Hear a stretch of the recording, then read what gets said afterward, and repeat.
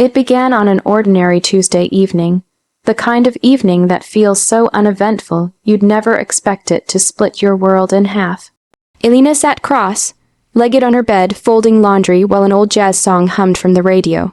The smell of rain drifted in through her half-open window, and for a fleeting moment, everything felt peaceful. Then her phone buzzed, a small, simple sound, but sometimes that's all it takes for everything to unravel.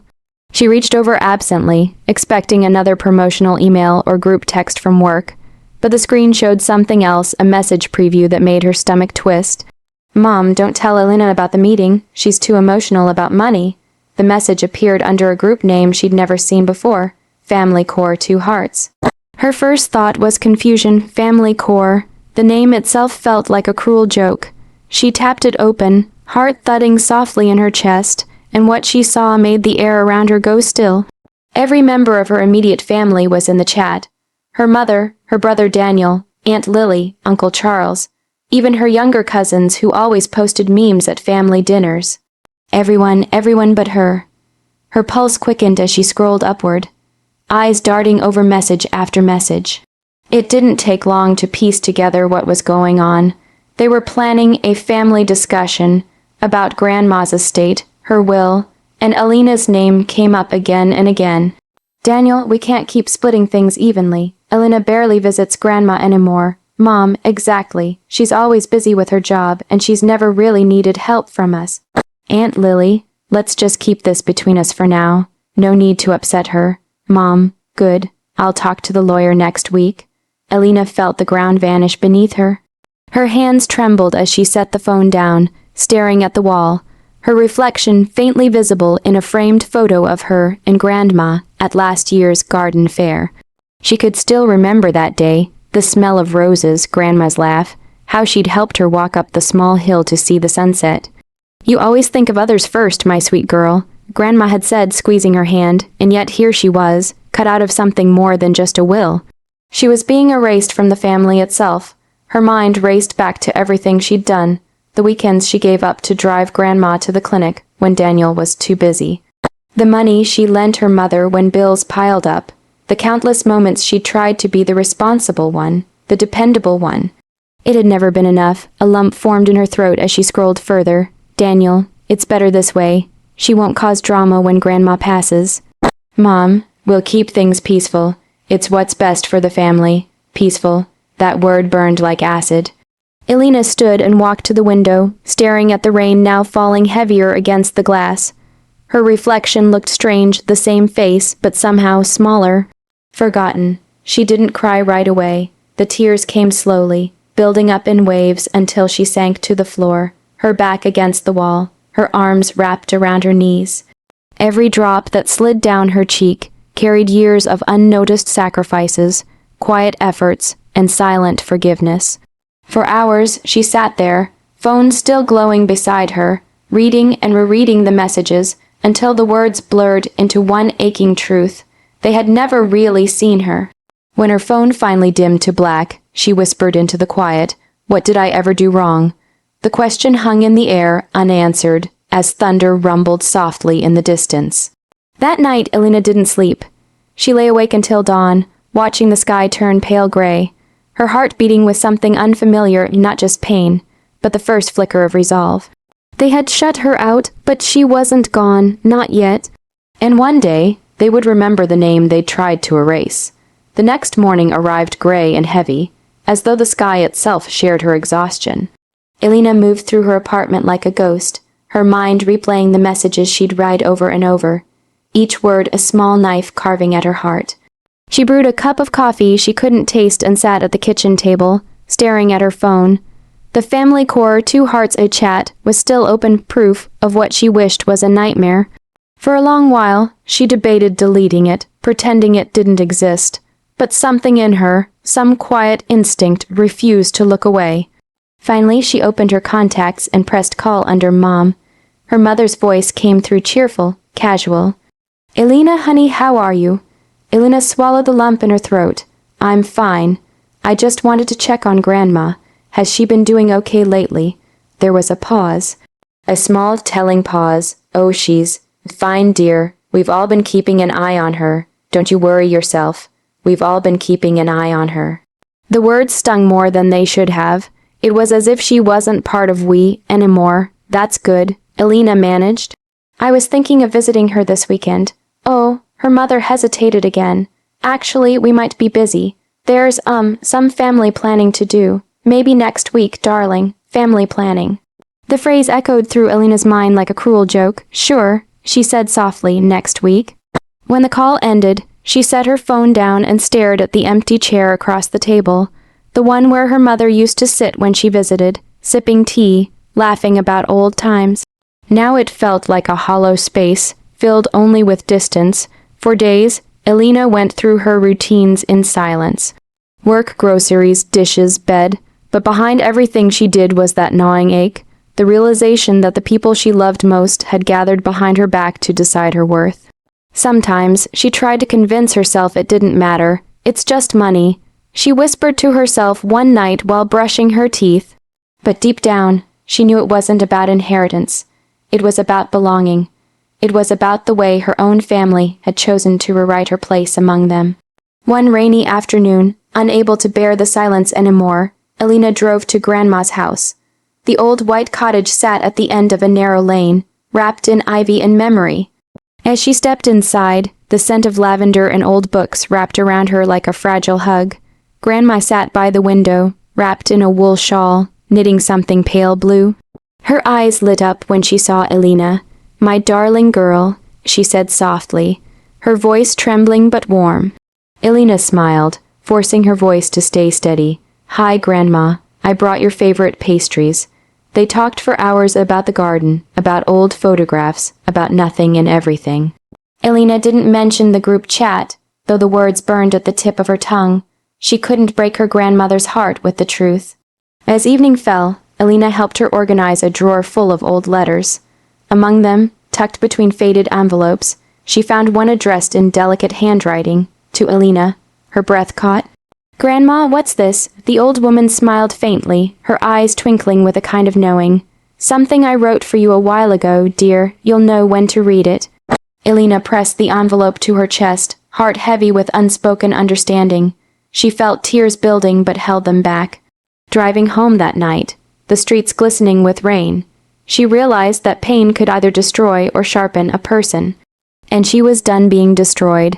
They thought she was fragile.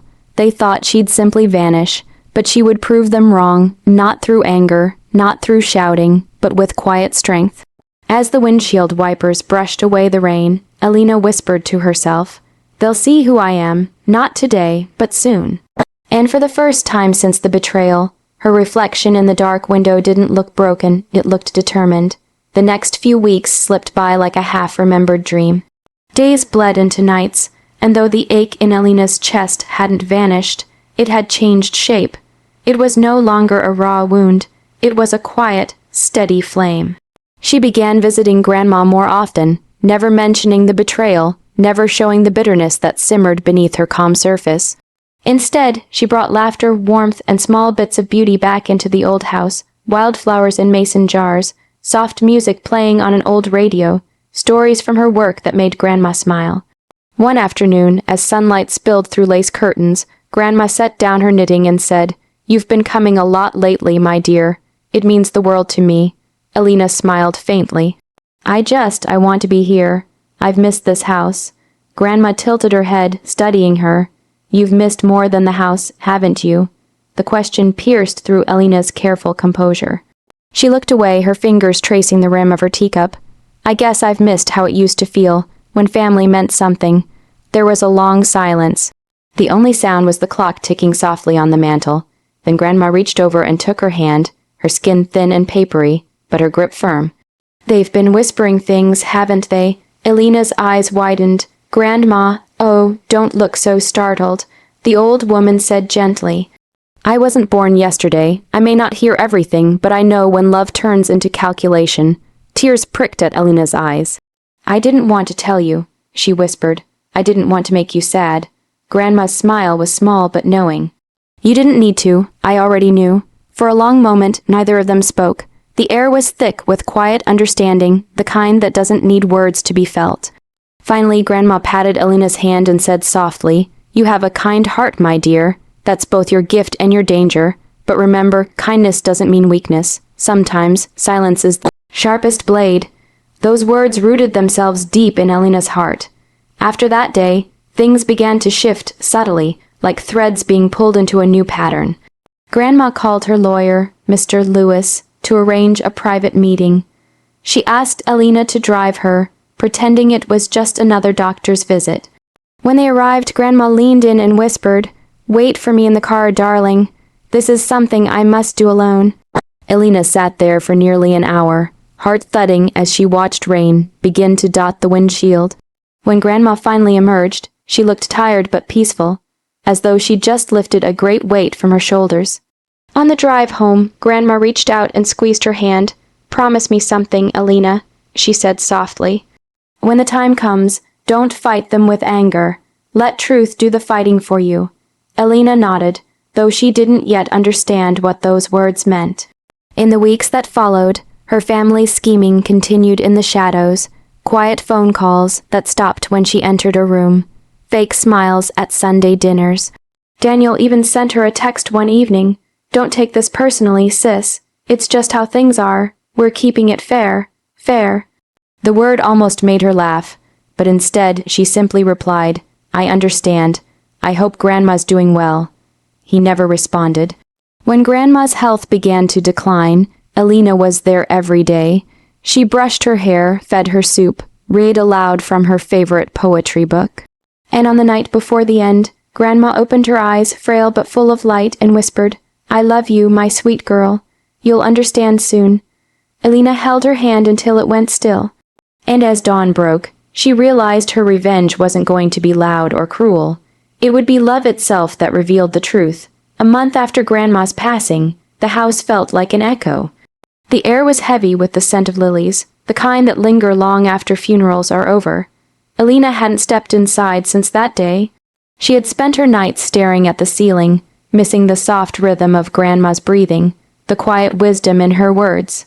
But today, she returned not as the overlooked granddaughter, but as someone carrying the last pieces of truth. The family had gathered in the living room, pretending civility like actors in a tired play. Her mother sat on the couch, legs crossed, pearls gleaming at her throat.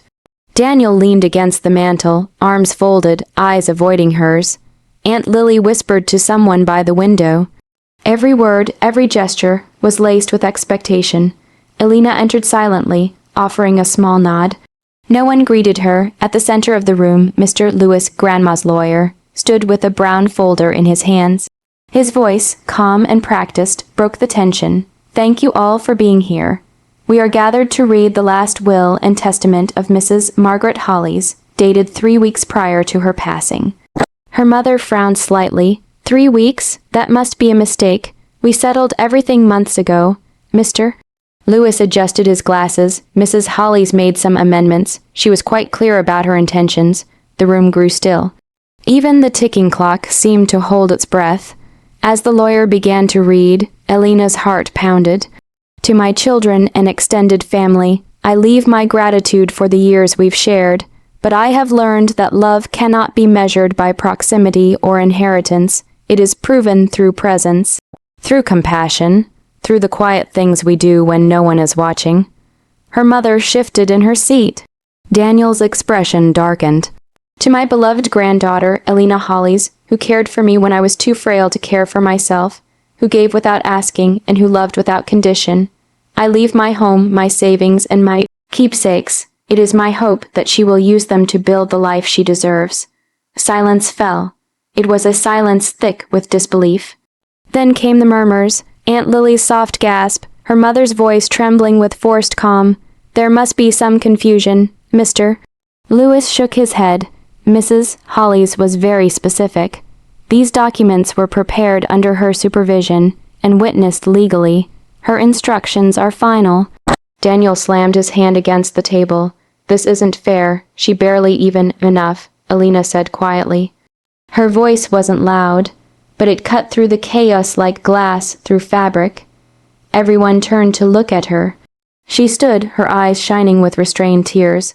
Grandma knew exactly what she was doing, and this isn't about money, it's about honesty. She saw what everyone else refused to see. Her mother's lips parted as if to speak, but no words came. Elena's gaze softened. "I'm not angry," she said. "I just wish it hadn't come to this. Grandma wanted peace even when none of us deserved it." Without another word, she turned and walked toward the front door.